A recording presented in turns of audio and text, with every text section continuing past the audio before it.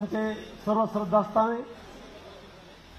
आदरणीय सन्माननीय आपले सर्वांचे तुमचे आमचे राष्ट्रीय नेते आदरणीय छगनरावजी भुजबळ साहेब, व्यासपीठावर उपस्थित असलेले आमदार पंकजभाऊ भुजबळ, ॲडव्होकेट महाडोळे, या संस्थेचे जे प्रमुख आहेत प्राध्यापक अरुण पवार, सर्व सन्माननीय व्यासपीठ बंधू आणि भगिनींनो, या ठिकाणी प्रास्ताविकात बाळबुदे साहेबांनी जो मुद्दा उपस्थित केला तो अत्यंत महत्त्वाचा आहे की मध्यंतरीच्या काळामध्ये समता परिषद झोपली, समता परिषद संपली, अशा पद्धतीच्या वल्गना करणारे जे लोक होते ते आज उघड्या डोळ्याने पाहत आहेत की केवळ एक संवाद बैठक आहे, कार्यकर्त्यांची बैठक आहे।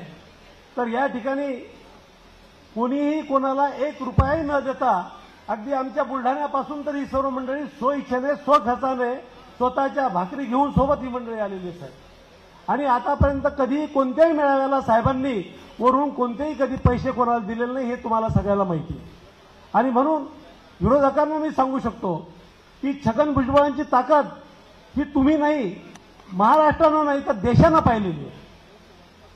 महाराष्ट्रातला एक केवळ एक अमरावतीचा मेळावा, जालन्याचा मेळावा, शरदचंद्रजी पवार त्यावेळेस मुख्यमंत्री होते की लाखोच्या संख्येनं ग्राउंड कमी पडले, ते पटांगण सभेचे कमी पडले, पटांगण फुटून निघाले, रेकॉर्ड ब्रेक ऐतिहासिक सभा त्या ठिकाणी पार पडल्या।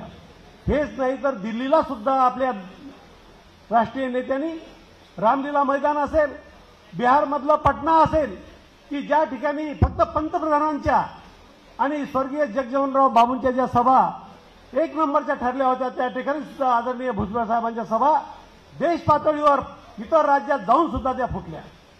आणि आता या ठिकाणी सांगितलं की मराठ्यांचा जो हैदास होता तो हैदास सुरू असताना उघडा महाराष्ट्र भयभीत झाला होता, घराच्या बाहेर पडायचं का नाही ही परिस्थिती अगदी आणीबाणीच्या परिस्थितीपेक्षा बीड जिल्ह्यात झाली होती।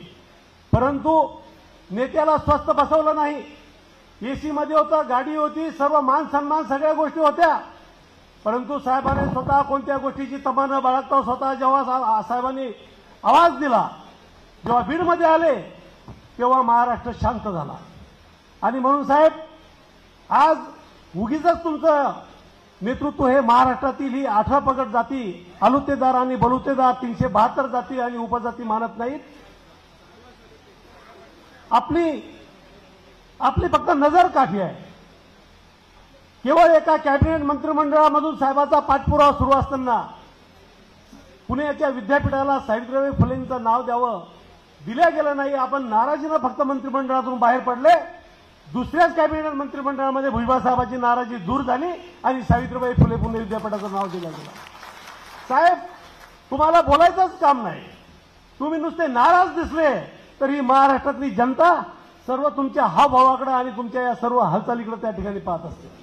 आम्ही पाहतो साहेब, तुम्हाला अनेक आमदार खासदार तुम्ही या ठिकाणी केले, आमच्यासारख्या अनेक लोकांना तुम्ही विधानसभेचे तिकीट दिले, आम्ही पडलो असेल, परंतु साहेब आम्ही कधी हारलो नाही, कारण आम्ही आमच्या नेत्याचं बोट धरलेलं आहे। एवढ्या मोठ्या नेत्याचं बोट आहे की ती प्रेरणा अंगामध्ये संचारते। आणि म्हणून साहेब कोणत्याही संसाराची, उन्हातामाची, पाण्या पावसाची कोणती तमा न बाळगता फक्त साहेब एकच तुम्हाला सांगतो, रेकॉर्ड आता महाराष्ट्रातलं, तुम्ही ज्या रस्त्याने ज्या ठिकाणी आवाज दिला रस्ते कमी पडतील। तुम्ही मुंबईत बोलवा, तुम्ही कुठेही बोलवा। आज तरी साधी फक्त एक चर्चा सत्रासारखी एक छोटीशी बैठक होती, हा सभागृह फुटून निघला, बाजूच्या सभागृहात खुर्च्या उपस्थित कराव्या लागल्या आणि त्या ठिकाणी स्क्रीन दाखवावं लागली। आदरणीय साहेब आम्हाला खात्री आहे की जेवढं तुमच्या मुलासाठी नाही तेवढं आमच्या या 372 जाती उपजातीतल्या लेकरासाठी तुम्ही करताय।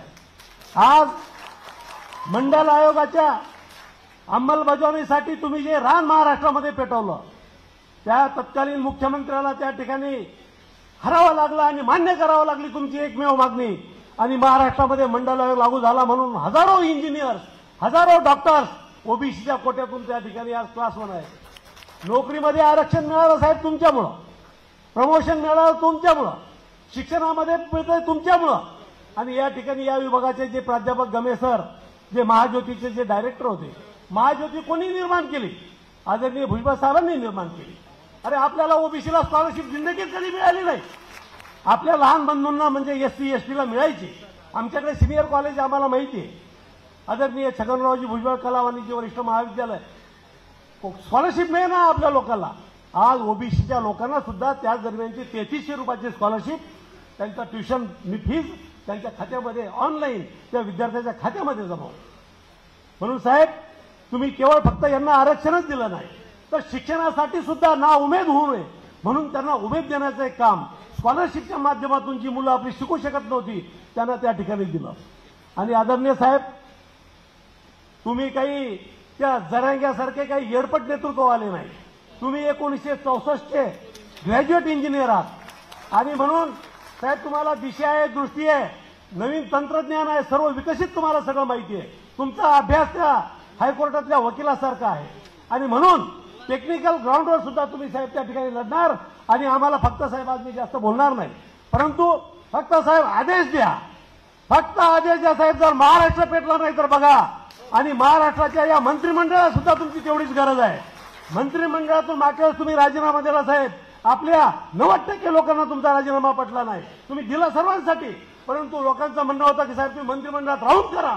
आणि आज मी साहेब माझी विनंती माझ्या पश्चिम विदर्भाच्या विभागीय अध्यक्षांना मी तुम्हाला बोलतो की साहेब राजीनामा न देता आज आपल्या हक्काचा आणि अधिकाराचा आहे ती अंमलबजावणी करण्यासाठी तुम्ही मंत्रिमंडळात असणं गरजेचं आहे. मी या ठिकाणी सूचनेप्रमाणे माझा वेळ संपलेला आहे. धन्यवाद. जय ज्योती, जय क्रांती. भुजबळ साहेब तुम आगे बढ़ो. धन्यवाद मगर साहेब. यानंतर मुस्लिम समाजाचे ओबीसी नेते प्राध्यापक जावेदजी पाशा यांना विनंती करतो की आपण आपला केवळ 2